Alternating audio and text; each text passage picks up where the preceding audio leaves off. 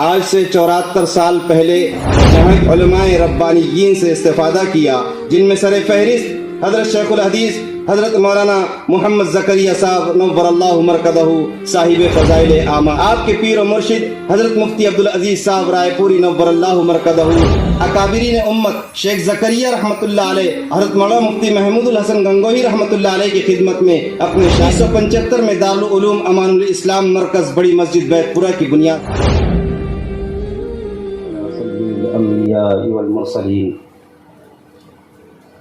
میں سب سے پہلے شکر گزار ہوں آپ تمام احباب کا کہ باوجود مصروفیات مشغولیات کے آپ نے ہماری اس حقیر سی دعوت کو قبول فرما کر سفر کی صعوبتوں کو برداشت کر کر یہاں تک آئے۔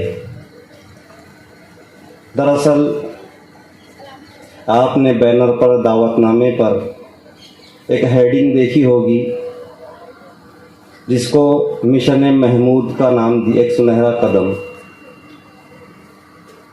میرے والد صاحب میرے زندگی کے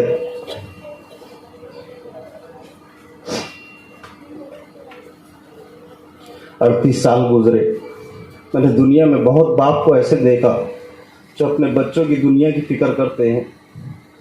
میرا ایک باپ ایسا ہے جس نے ہر موڑ پر مجھے دنیا کی محنتوں سے روکا ہے۔ باوجود ان کے علم میں یہ بات تھی کہ میرا مزاج تاجرانہ ہے، میں تجارت میں شوق رکھتا ہوں۔ جب بھی ان کو موقع آیا مجھے بلا کر یہ باتیں بولتے رہے کہ بیٹا، دوڑ دھوپ کی پیٹ بھر کھانے سے عزت کی عادی اچھی ہے۔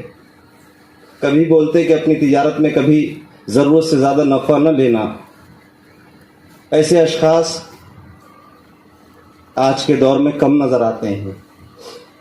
مشن محمود کے اور والد صاحب کی تقریباً 54 سالہ زندگی جو علاقۂ برار میں ابھی تک گزری اور آگے بھی گزر رہی ہے، آپ سب جانتے ہیں۔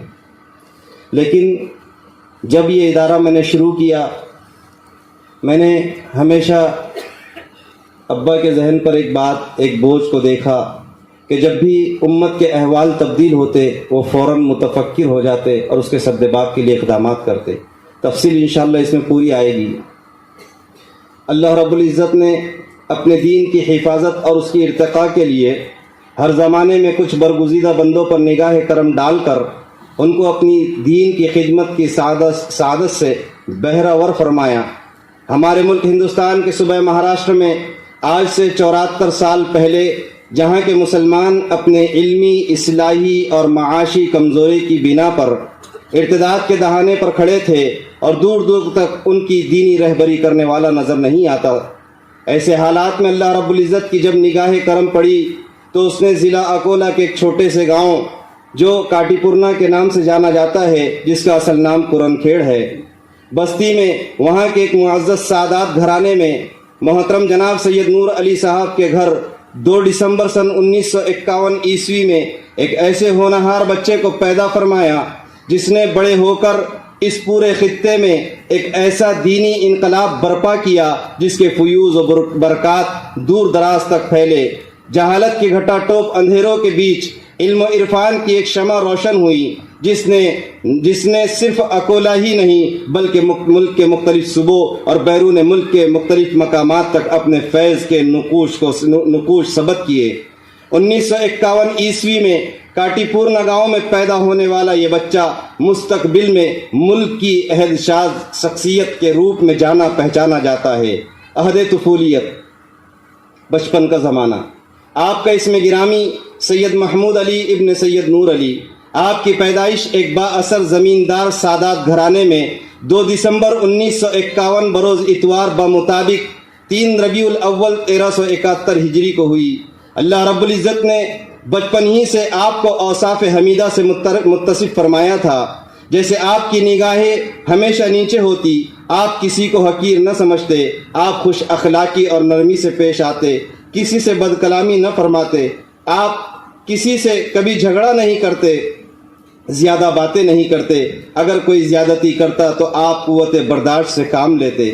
طبیعت میں نفاست اور پاکیزگی اتنی تھی کہ پرانے دور میں जानवर के लीद से जगह पोती जाती थी, ऐसी जगह पर न बैठते।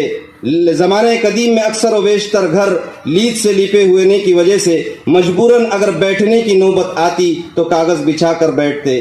तालीम और तरबियत।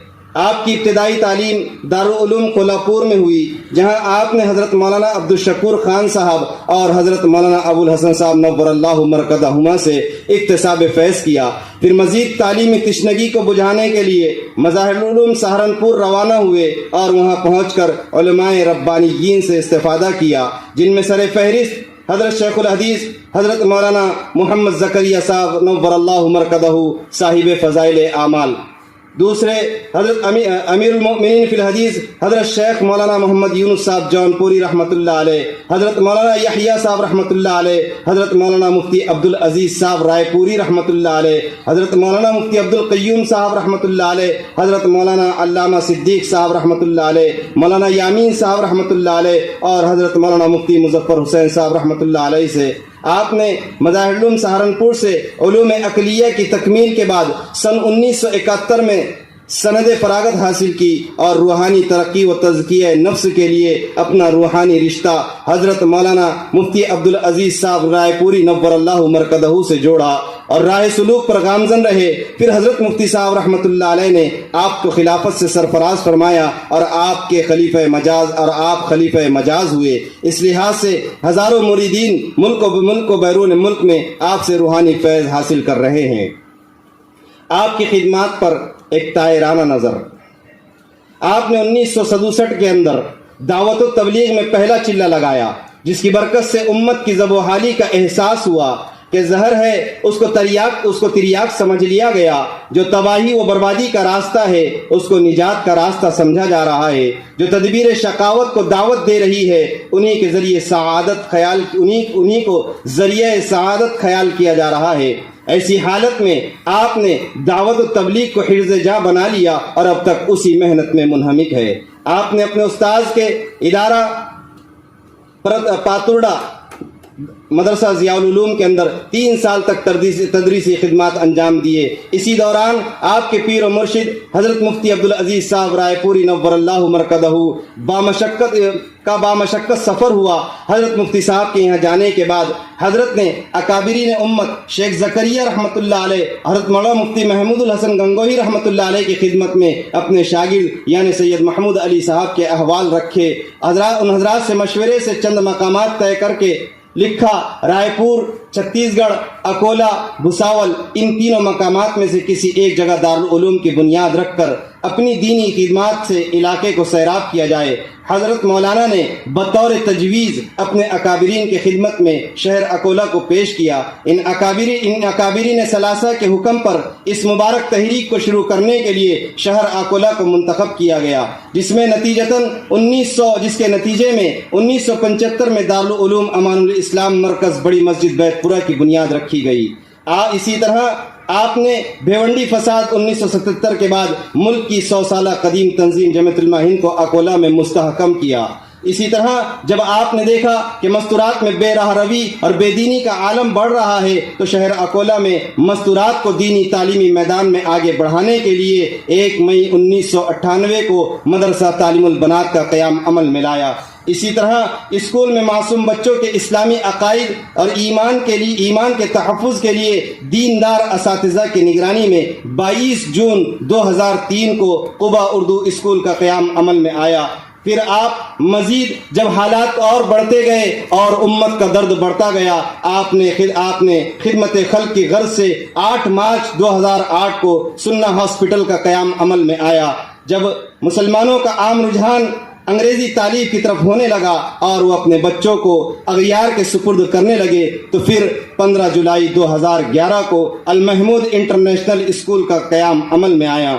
जब लोगों का रुझान मजीद जब हालात संगीन हुए और मुस्तकबिल तारीख नज़र आने लगा, तो जब लोगों के रुझान ऐसे मदारिस की तरफ होने लगे जो दीनी व दुनियावी उलूम को बैक वक्त अपनी तवज्जुहात का मरकज़ बनाए हुए हैं, इसी मकसद के पेश नज़र 18 अगस्त 2018 को जामिया अजीज़िया अनवारुल कुरान का क़याम अमल में आया।